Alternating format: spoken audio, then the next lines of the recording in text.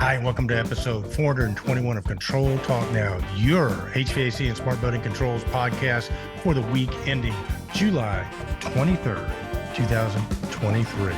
My goodness, 7/23/23. We're halfway through the summer. Dog days are getting ready to come around. Football season's getting ready to start. Kenny Smyers is betting on his Pittsburgh Steelers, and I hope you are having a wonderful summer. So my guest this week is somebody I've had conversations with over the years, but I got to tell you, this is one of the best conversations I think I've ever had with him. His name is Ken Sinclair, the founder of AutomatedBuildings.com. And Ken is just an amazing human being. He's contributed so much to the industry.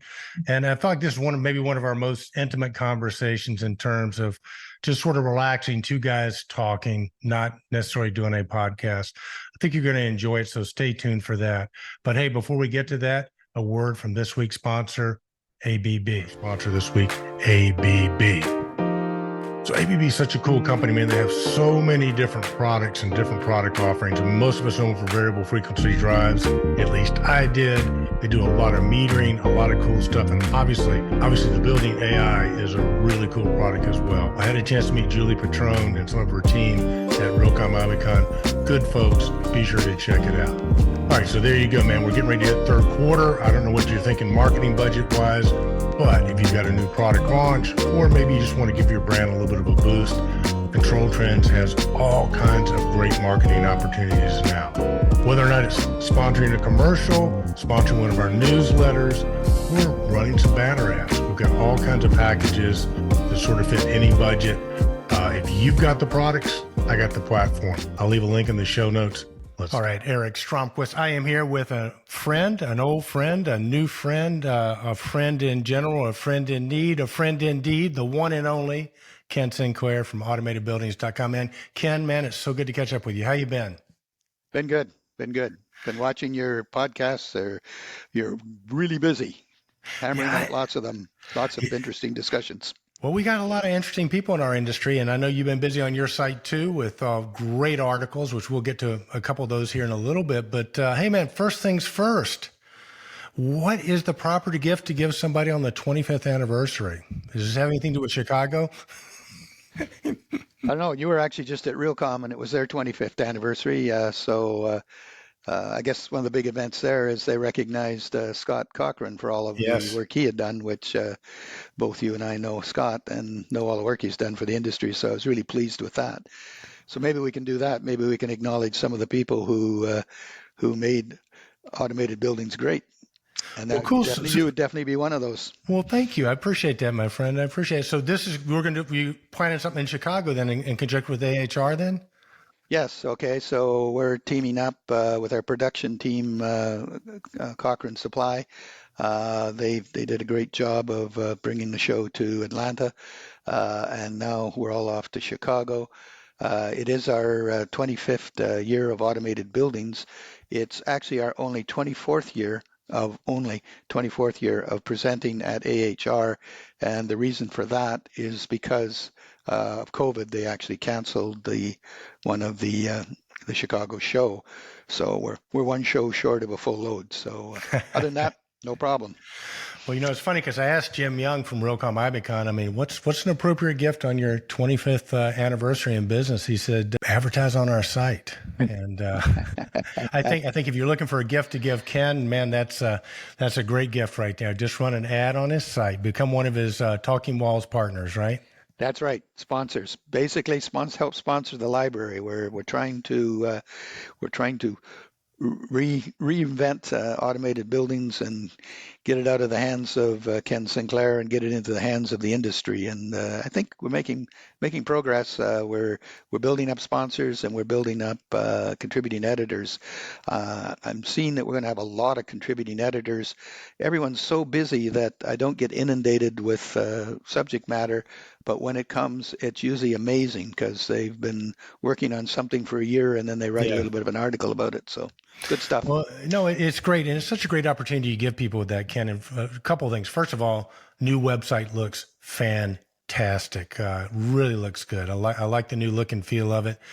And I can tell you, as somebody who, spends a lot of time with sales and marketing, a lot of time talking about personal branding. I mean, there's no better way to enhance your personal brand than to be a contributing editor on Ken's site or submit an article. I mean, that's one way you get found by other people.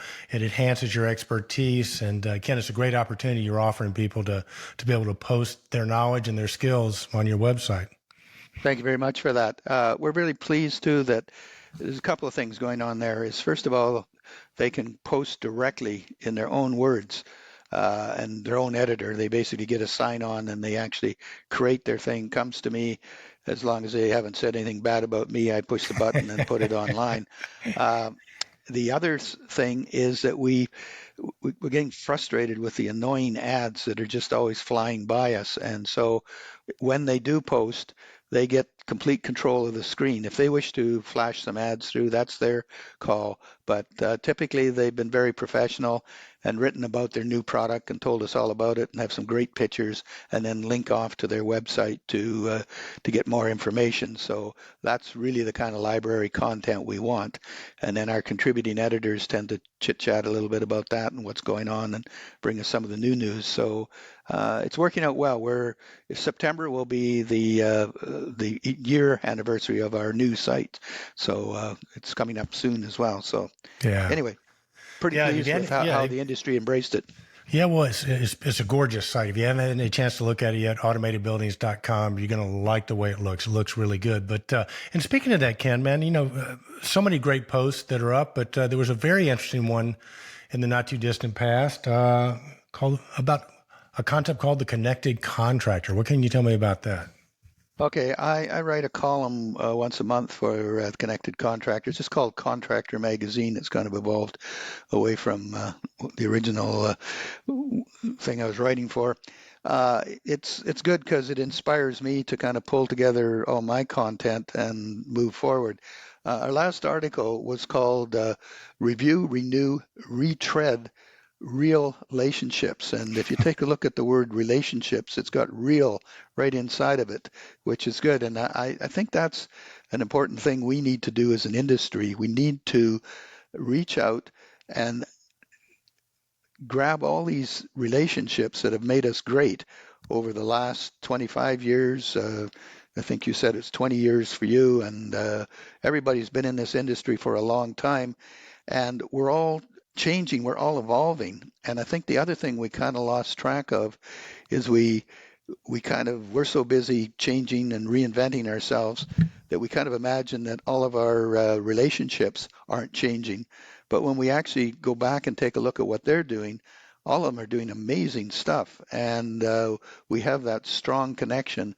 I listened to your podcast with Code, and Code's one of our sponsors, and that was just an amazing story. So I really enjoyed that.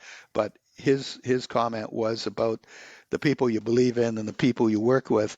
So I think as an industry, we need to reach back and let's just take a look at how we are evolving. We're all kind of frustrated. We're not evolving. We think IT is the new game in town, but how we interface with it, I think, is a bigger story and a bigger action play. So anyway, that's what I was clumsily putting my message about.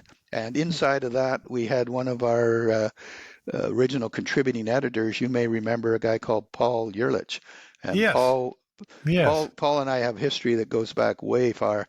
Actually, when he left Train, we had a little chit chat, and I advised him to start up his new company, which he did. I confirmed that he should start up his new company. Remember the old days of Obix and stuff like that. We chatted about that. Paul took over when I originally wrote the automation column for Engineered Systems, and Paul took over from me from that, and then he became one of our contributing editors. So he's been with us forever. But what happened is Paul reached out to me because he's been working with Berkeley Labs, Department of Energy, and they've developed a program that writes the specification for controls based on the ASHRAE standards. You basically select which standards you want to have. You push the button, and it starts writing the strategies and stuff like that. So here you go, somebody from the past doing something really timely. I asked him back as a contributing editor, and he's agreed. So there you go. I'm recycling my Oh, contributing nice. editors. Yeah, so that's great. You got Paul back. That's really awesome. So I think we got to get more of the folks that have been there and done that to contribute. We need to get Paul Oswald back too. Oh, Paul Oswald. Yeah, Oh we need to gosh, look at yeah. trying to get Paul Oswald back. You know, John Petsy, if you're listening to this, as we're fond of saying at Haystack, put down the mojito and come back. It's time to put the mojito down, John. You know, we we need some of your wisdom back in our industry. But that's great, Ken. That's really exciting. Any other editors you're really happy with? I mean, obviously Nicholas. You know, I had him on the show, and he's one of your contributing editors, and what a phenomenal guy he is. Yes, actually, it's his visions are well beyond our present time, our pleasant place and time, and actually that's I think that's another aspect of all of this is how we interpret that and how we celebrate that and how we move forward. I think we've all had the experiences of seeing a change in the industry that was bigger than us and just kind of trying to jump on it and help promote it. And for me it was DDC and the original things. It's just opened my mind, and then we had web services, and now we're into the future vision of cloud native buildings, and I'm trying to get my head around that. Well, yeah, we'll talk about that real quick. You say cloud native. Well, for our audience out here who might not know, let's give them a little stable datum. How do you define cloud native? Well, if you just let me skip to my prompt screen here. Aha. Look at you. You got prompts. I'm jealous. I'm jealous. You got prompts. I'm an old guy. I have to strap on as much memory as I can possibly find.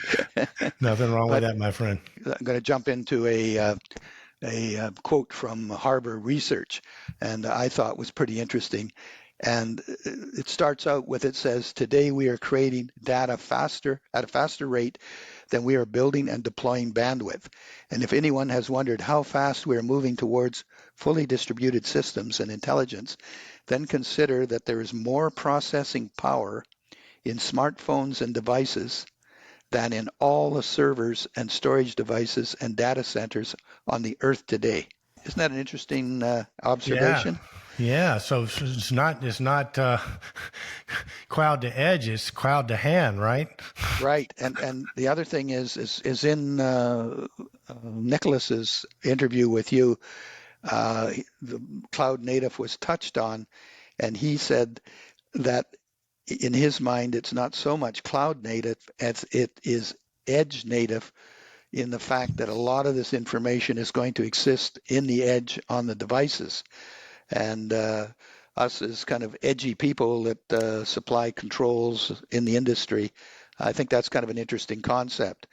So on Monday Live, we've been trying to define the future vision of cloud native, and it's been defined by the IT folks as a thing. The basic upshot of it, I guess, is that the cloud becomes the computer. There is no computer. It's basically you use cloud apps. And the other thing is you can basically put together as many clouds as you want. And this starts to solve some of our silo problems, that we can actually reach over to a cloud that has a silo inside of it and start pulling information out of it. Now that's fascinating. That is absolutely fascinating. So the overlaying clouds could solve the silo problem. Say more about how you see that working, Ken. That's a really fascinating concept. Well, I think what we're seeing in the big picture, and I'm probably the least versed person to talk about this, but sometimes the person who understands it the least can kind of dumb it down so we can make some sense out of it. What we sort of see happening is that the large identities such as Microsoft, which has a great presence with Azure, and they are now heavily invested in ChatGPT, as they own that, and they've made that part of their Bing offering. And so what we see is that we start putting apps on their database because their database potentially maybe has more features than somebody else's. But the bottom line is Amazon Web Services is a big identity, and a few more. Right. So it's starting to. The silos are not the silos that we kind of visually have in mind, which were maybe the major control companies.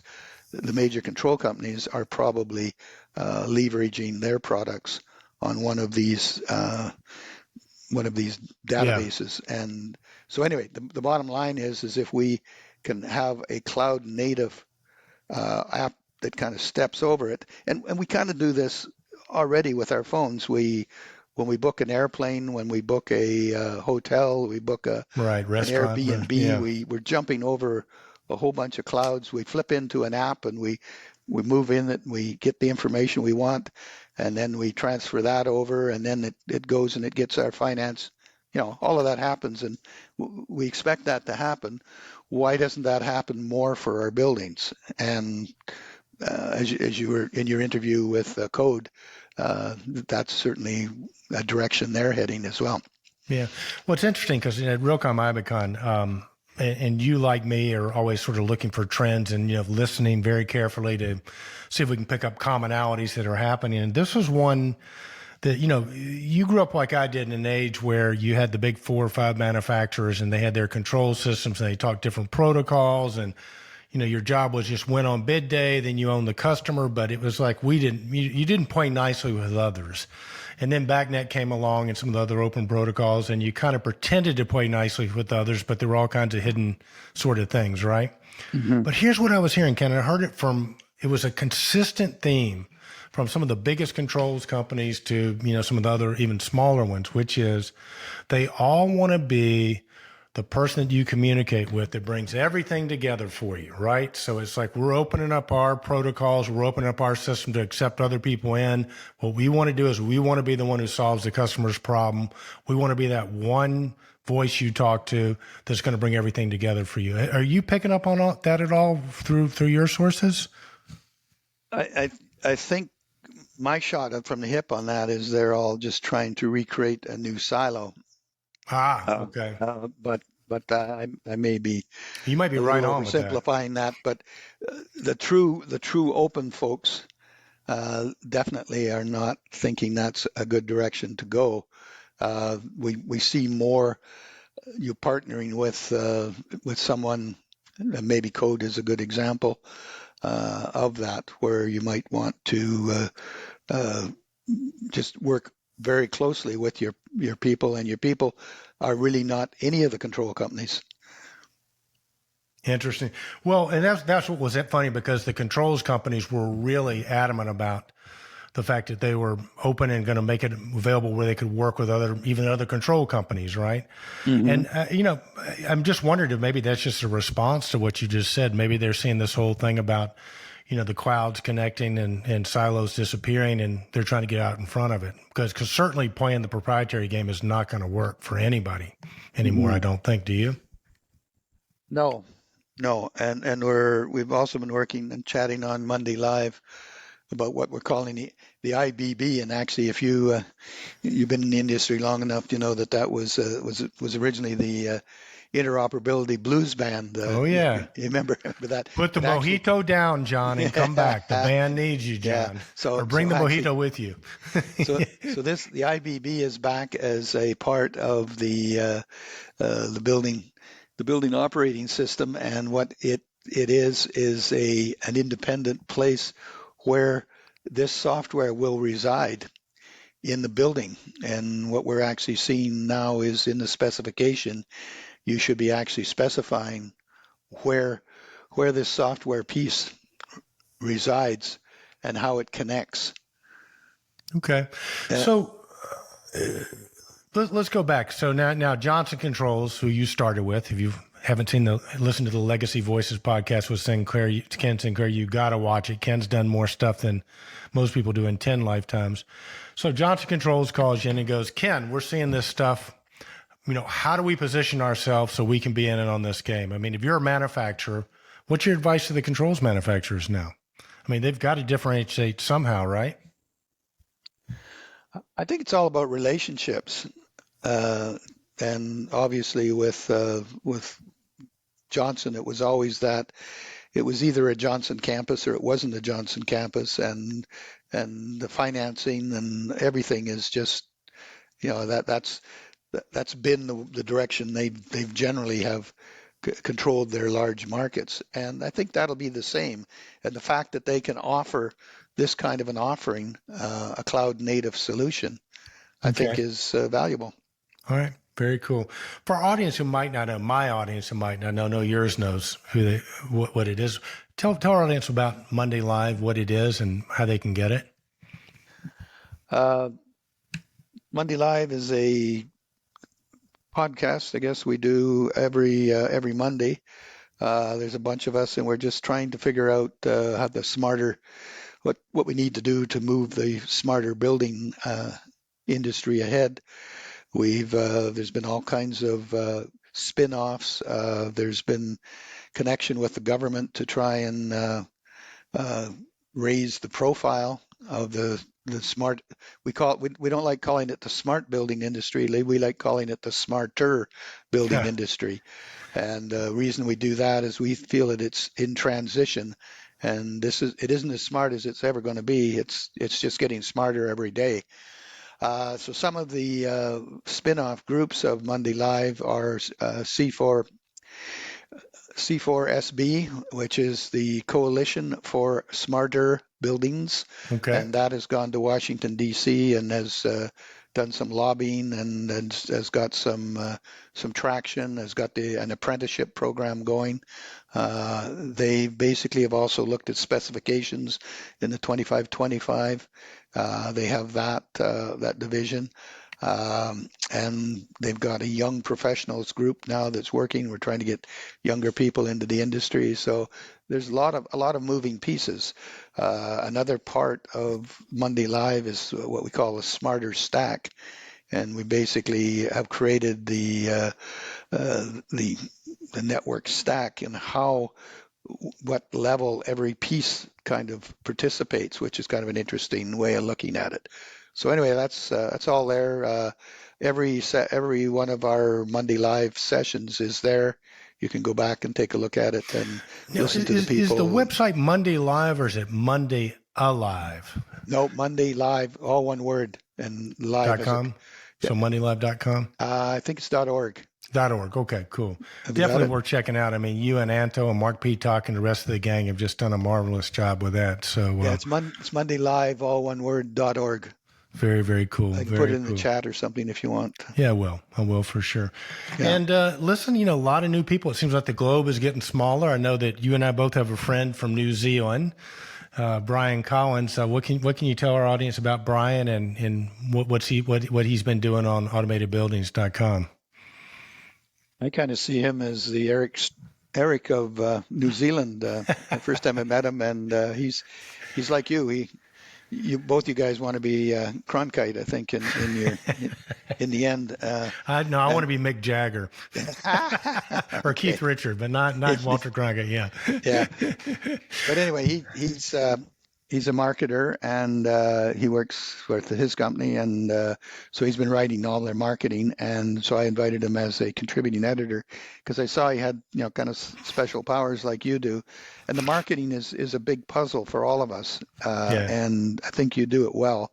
Well, thank you. And the industry respects you, and I'm extremely proud of our relationship that we're flying you as one of your banner is one of our sponsors, and you've been flying yours too, yeah, supporting us as well. Yeah. And I've been kind of moving some of your stuff around, and sometimes when you interview my contributing editors, like I did with Nicholas, I blended that into some new piece, and so yeah, it's all kind of coming together. I think we're kind of the library, so we can afford to be a little behind the times, and we just want to get this recorded. My thought there is probably worth mentioning is the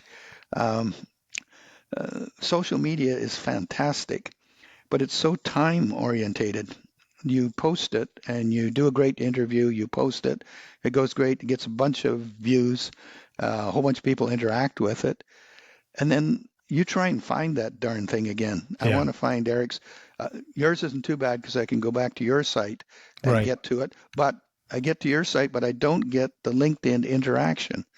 So if 50 people looked at it, commented, and had a discussion about it, that gets lost. So I'm real frustrated. I'm still trying to find out the best way to do that. And what we've been doing is on all our contributing editors, because pretty much all of them are strong LinkedIn players, is we're including their LinkedIn because Profile. as a library source, that's something you need. Is this guy, he wrote these articles for that, he did these interviews with Eric, but here's every post he ever made and every comment, because typically if you're really interested in what one of them is saying, is you really want to get closer to them, you want to follow their thinking. And again, I think that's just part of our library, is to highlight these guys. No, I think you're right. And it is interesting. With social media. And I think LinkedIn is a different animal. I think it's our animal, right? It's where most of us go. Mm-hmm. But when you use, for instance, the other forms of social media, the vertical videos, if you will, or whatever, the Instagrams and stuff like that, part of the appeal to that, Ken, is that it does disappear. Mm-hmm. And what I mean by that is a lot of the savvy marketers that I hang out with, that's where they do their test. Like instead of, in email marketing or whatever, you got the A/B test, you test the different titles. So they'll use something like an Instagram to test a theory or an idea, where they do a short video, and then they'll do a different short video. And maybe they're talking about the same topic, but they're talking about it in different ways. And then they're monitoring how many views they get on each one. And then they'll use that to inform how they're going to create a more lasting piece of content, which might go on YouTube or go on their website. So it's they think about it in a different way, which is kind of interesting. So it's a different sort of tool, as near as I can tell. Yeah, we're trying to reinvent automated buildings. I keep struggling with that as well but we are kind of a different crowd, where it's not just a matter of getting people to read our content or to listen to your interviews. It's to get the right people. Yeah. And that's a challenge. And sometimes appealing to the younger people is good, but it depends on what the person's talking about. If he's got a complex subject matter, then they're going to say, I don't know what this guy's talking about, so he probably doesn't know what he's talking about either, right. But he actually is the expert in the field. So we have that. And that's the dilemma I'm in, is all for the 25 years, the value of automated buildings has been connecting this propeller head with that propeller head. And, I have no idea what either one of them's talking about, but when they get together, they hug each other, and they create something good. And that's good. But, so there's kind of, I think there's kind of like an underneath network that of this. Anto and I always used to joke that it was like there's 600 or 700 people in the world who actually know what it is we're actually doing, or actually care, is probably the thing. And they are a tight little network. But what we need to do is we need to start pulling in people from, the outside, or as the IT stuff starts to roll in, we need to mash that up. But I do have a fear of losing our core, because our core stuff that we talk about, some of the funny stuff that gets published on automated buildings, I'm proud of, and I get criticism that, nobody's going to read this, and it's like, but the 50 people that read it, it's important. Yeah, but again, to me, if I might humbly suggest, I think your value is that it's not the great conversations or articles that come up and you never see them again, like you do on the social media platforms. I think you hit it. You're like the ultimate library, and I think that's the huge value, because great content is created there. But more importantly, great content stays there, and you can be found there. I think that. Did you ever see the movie Field of Dreams with Kevin Costner? About the baseball field? Field of Dreams. Yeah. I'm sorry. Field of Dreams. Remember the thing? If you build it, they'll come. Yeah. Yeah, you've already built it. They'll come. Yeah. They're going to keep coming. And you know what it is, man? It's just the influencer's dilemma.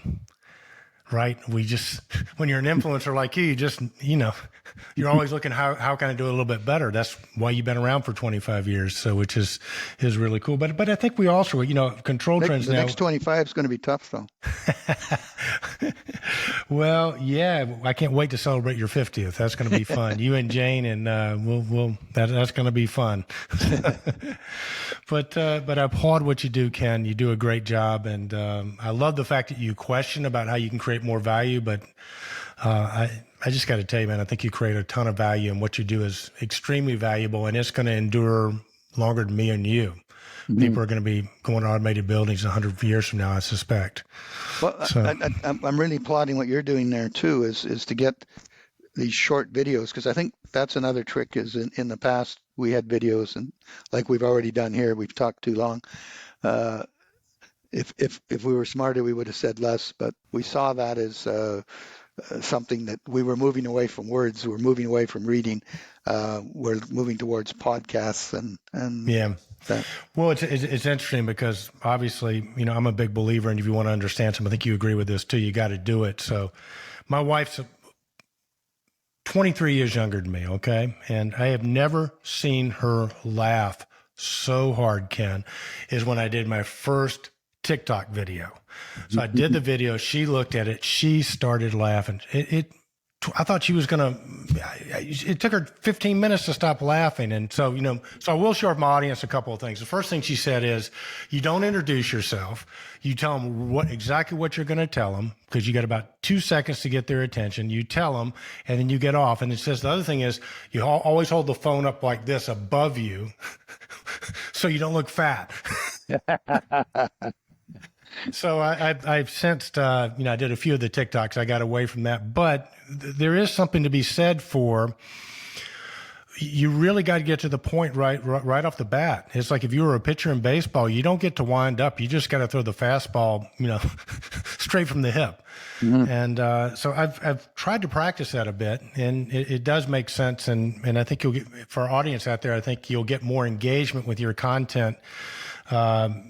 If you can come up with a catchy hook or something, you're telling them what you're going to tell them. But it's also, the other thing I've learned, Ken, is that there's only one radio station that anybody ever listens to, which is WIFMM, What's in It for Me. So you better be telling them right off the bat what's in it for them, because otherwise they're not going to do it. So it is counterintuitive as it is, because, even 5-10 years ago, we didn't do it this way.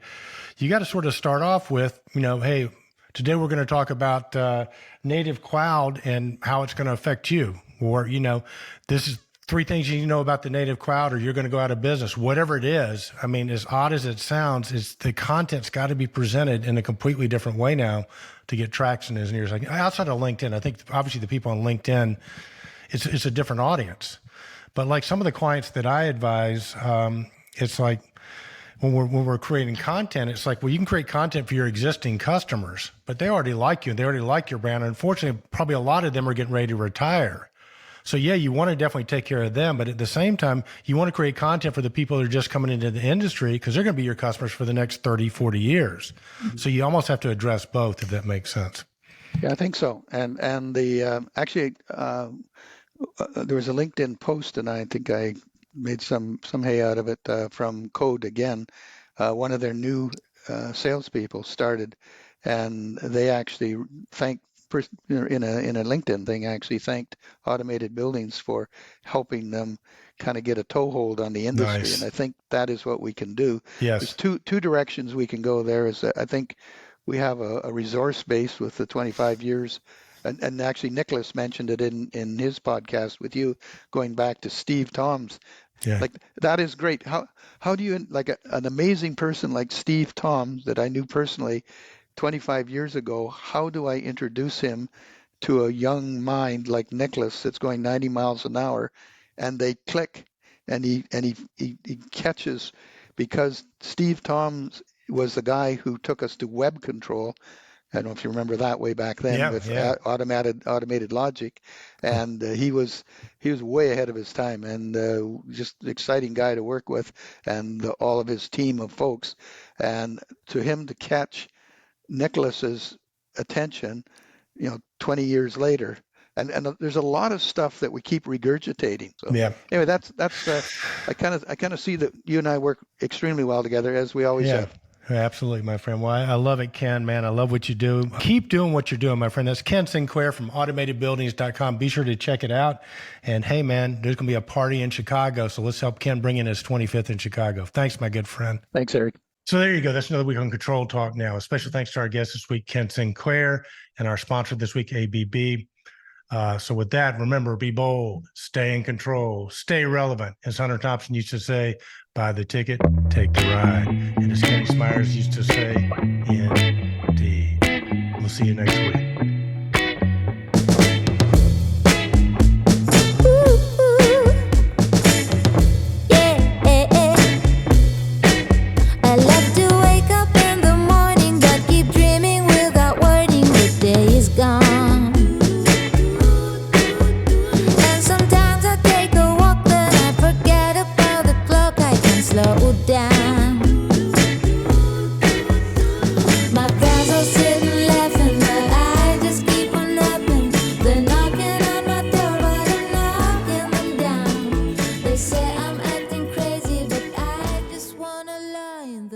Sun.